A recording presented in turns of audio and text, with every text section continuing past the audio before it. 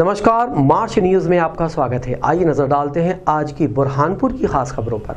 5 साल से बंद लालबाग ताप्ती मिल कर्मचारियों का फूटा गुस्सा, नारेबाजी कर जताया विरोध, सांसद विधायक ने दिया आश्वासन। बुरहानपुर की लालबाग ताप्ती मिल 5 साल से बंद है। मिल में कार्यरत कर्मचारी बेरोजगार होने के साथ अब मिल से मिलने वाली आय आधा वेतन भी उन्हें 7 माह से नहीं दिया गया है। सोमवार को मिल के कर्मचारियों का सब्र का बांध टूट गया। सुबह 11 बजे कर्मचारियों ने मिल गेट के बाहर एकत्रित होकर नारेबाजी कर विरोध दर्ज कराया। कर्मचारियों के हंगामे की सूचना पर सांसद ज्ञानेश्वर पाटिल, विधायक अर्चना चिटनीस भी पहुंची। मिल प्रबंधन से आधे घंटे तक चर्चा करने के बाद कर्मचारियों को जल्द मिल दोबारा से शुरू करने का आश्वासन दिया गया। बुरहानपुर के जनप्रतिनिधियों के साथ मिल कर्मचारियों का एक प्रतिनिधिमंडल जल्द ही भोपाल और दिल्ली जाकर कपड़ा मंत्रालय में अफसरों से चर्चा करेंगे। मिल को दोबारा से शुरू करने का प्रयास करने की भी बात कही। हम आए थे कि मैनेजमेंट ने इस प्रपोजल को कहाँ तक पहुँचाया ताकि हम माननीय मंत्री जी के साथ में संयुक्त बैठक करके इस मिल के हित में अच्छा निर्णय करके मजदूरों को मजदूरी भी मिल जाए और ये मिल कैसी चल सकती है। मैंने तो पिछली बार माननीय मंत्री से आग्रह भी किया था कि यदि सरकार चलाए, सरकार नहीं चलाए तो कम से कम किसी प्राइवेट पार्टी को भी हम दे ताकि मिल चलती रहे। तो सरकार बहुत गंभीरता से विचार भी कर रही है कि जो प्रॉफिटेबल मिलें थी उनको किस तरह से हम चला सके, क्योंकि सिर्फ एक मिल का निर्णय नहीं है, पूरे देश भर की। पहली बड़ी और महत्वपूर्ण विषय है कि ताप्ती मिल जो एक प्रॉफिटेबल एनटीसी का एंटरप्राइज नहीं है, वो चले।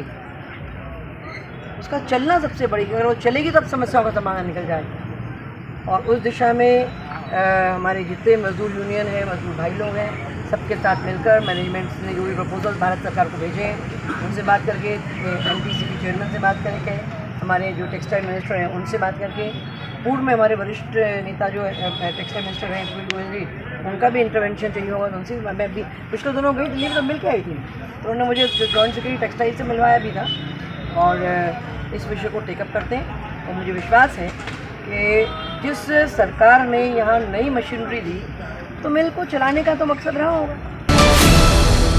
पंचायत सहायक सचिव कर्मचारी संघ संयुक्त संगठन ने कलेक्टर कार्यालय पहुंचकर अपनी लंबित मांगों को लेकर दिया ज्ञापन। बुरहानपुर में पंचायत सहायक सचिव कर्मचारी संघ संयुक्त संगठन ने सोमवार दोपहर 12 बजे बाइक रैली निकालकर कलेक्टर कार्यालय पहुंचे। अपनी लंबित मांगों को लेकर मुख्यमंत्री के नाम कलेक्टर हर्ष सिंह को ज्ञापन दिया।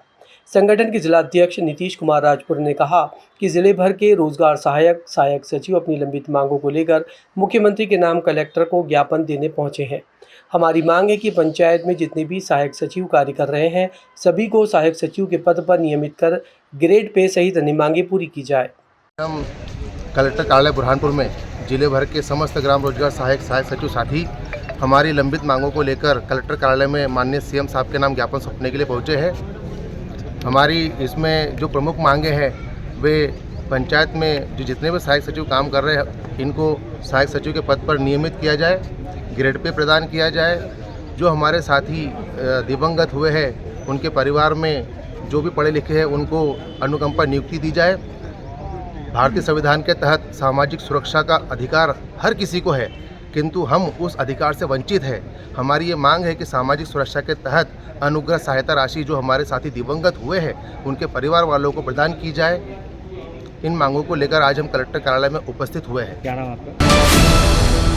बुरहानपुर के माजिद हुसैन ने रचा इतिहास, जेईई एडवांस में ऑल इंडिया तीसरी रैंक की हासिल। बुरहानपुर की मैक्रोविजन एकेडमी के छात्र माजिद हुसैन ने जेईई एडवांस परीक्षा में ऑल इंडिया तीसरी रैंक हासिल कर जिले का नाम रोशन किया है। माजिद ने 2 साल तक मोबाइल से दूरी बनाकर रोजाना 15 घंटे की पढ़ाई की और ये मुकाम हासिल किया। माजिद ने अपनी सफलता का श्रेय माता पिता और शिक्षकों को दिया। इस उपलब्धि पर एकेडमी की ओर से उन्हें एप्पल आईफोन, लैपटॉप और बुलेट गाड़ी गिफ्ट में दी गई। माजिद का तुलादान कर सम्मान भी किया गया। इस मौके पर सांसद ज्ञानेश्वर पाटिल, कलेक्टर हर्ष सिंह, महापौर माधुरी पटेल सहित जनप्रतिनिधि और समाजजन मौजूद रहे। माजिद हुसैन, और सबसे पहले बहुत बड़ा थैंक्स मैक्रोविजन एकेडमी को, जिसकी 2 साल की प्रिपरेशन में जो मुझे सपोर्ट मिला, एकेडमिक और स्पेशली गाइडेंस, मोटिवेशन, जो आज रिजल्ट आया है फाइनली ये देखने मिला। जो AIR 3 है उसकी मेकिंग में जिसने भी एफर्ट दिया है, जिसका भी ये परिश्रम था, जिसने भी कुछ भी सपोर्ट किया है, उसको आज थैंक यू। स्पेशली पेरेंट्स ने जब पूरी लाइफ टाइम सपोर्ट किया आज तक, जिनका आज सबसे बड़ा योगदान है इस रिजल्ट में, और सबसे ज़्यादा क्रेडिट भी मिलना चाहिए जिनको। और साथ में जो टीचर्स की मेहनत है, जो मेरी खुद की मेहनत है, आज सबका जो सम है, जो रिजल्ट निकला है, उससे बहुत खुशी होती है कि एक अच्छे CBSE स्कूल से भी अगर ये रिजल्ट आ सकता है और इसके आगे और इससे अच्छे रिजल्ट आएंगे। बहुत ही बड़ी बात है कि AIR 3 एक CBSE स्कूल में रहकर बच्चा कर रहा है। टीचर्स इतने हाईली क्वालिफाइड हैं कि उन्होंने बच्चों को सारी कॉम्पिटिटिव एग्जाम के लायक बनाया। 42 बच्चे हमारे यहाँ से एडवांस में सिलेक्ट हुए हैं। Majid all India 3rd rank लाकर पूरे शहर का नाम रोशन कर दिया। ऐसी रिजल्ट पहले कोचिंग क्लासेस से आते थे, ये पहला मौका है कई सालों में, कोई 15-20 साल में, कि किसी स्कूल से इस लेवल का रिजल्ट आ रहा है। बुरहानपुर में 1,20,000 कीमत के बकरे को देखने के लिए लोगों की लगी भीड़। बुरहानपुर में बकरा ईद पर्व को लेकर चांद दिखने के बाद बाज़ारों में बकरा बिक्री के लिए बड़ी तादाद में आ रहे हैं, जिन्हें लोग कुर्बानी के लिए ख़रीद रहे हैं। रविवार को जब एक बकरा बाज़ार में बिकने के लिए पहुंचा तो बकरे की ऊंचाई देखकर हर कोई दंग रह गया। इसे देखने के लिए लोगों की भीड़ लग गई। बकरा मालिक शाहिद खान ने बताया कि यहाँ तोतापरी हैदराबादी प्रजाति का बकरा है। इसे हमने बचपन से ही अपने बेटे की तरह पाला है। अब यह 2 वर्ष का हो गया है। बकरीद पर्व पर कुर्बानी के लिए 95,000 रुपये की इसकी कीमत लग चुकी है, लेकिन हम इसको 1,20,000 रुपये में ही बेचेंगे। ये बकरा हम बाहर न देते हुए बुरहानपुर में ही बेचना चाहते हैं। आपका सईद खान। और ये जो बकरा है तो कौन सी प्रजाति का है? ये तोतापुरी जात का है, हैदराबादी। आप हमारे यहीं पला हुआ है, छोटा सा, जब से इसकी माने की, जब से पाले 2 साल का हो गया, और इसको हम बेचना चाहते हैं 1,20,000 फाइनल। 95,000 का मंडी में मांगे गए, हमने नहीं दी। 95,000 रुपये का किसने मांगा है?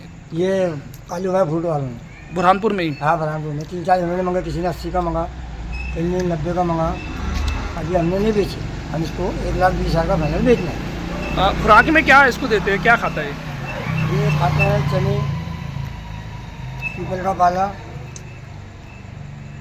और चापड़ खाता है। जो हेले खाते हैं ना, वो चापड़ आता है, तुअर की दाल का, वो खाता है, और पाला खाता है। 1,20,000 रुपये तक के दोगे? तो क्या लगता है कि अगर बाहर इसको लेके जाएंगे तो क्या वहाँ पर? हम बाहर नहीं ले जाना चाहते, हम नहीं बेचना चाहते। हम चाहते हैं कि हमारा शहर वाला कोई भी ले ले।